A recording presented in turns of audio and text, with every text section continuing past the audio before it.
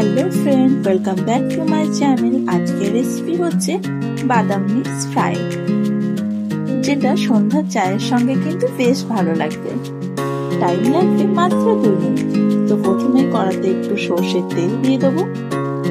তেলটা গরম হয়ে এলে তেলের ওপর গোটা জিরে দিয়ে দেবো।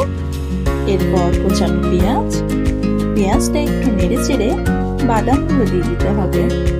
বাদাম পেঁয়াজ ভালো করে নাড়াচাড়া করে কাঁচা লঙ্কা কুচি, এরপর একটা ডিম দিয়ে দেবো, স্বাদ অনুযায়ী লবণ। ডিমটা দেওয়ার পর ভালো করে মিক্স করে নিতে হবে। আগে থেকে সেদ্ধ করা আলু, কালারের জন্য হলুদ দিয়ে ভালো করে মিক্স করে নিতে হবে। ব্যাস রেডি। খুবই সিম্পল একটা রেসিপি। তো কেমন লাগলো ফ্রেন্ড জানাবেন কমেন্টের মাধ্যমে, আর আমার চ্যানেলটা সাবস্ক্রাইব করে দেবেন। Thank you.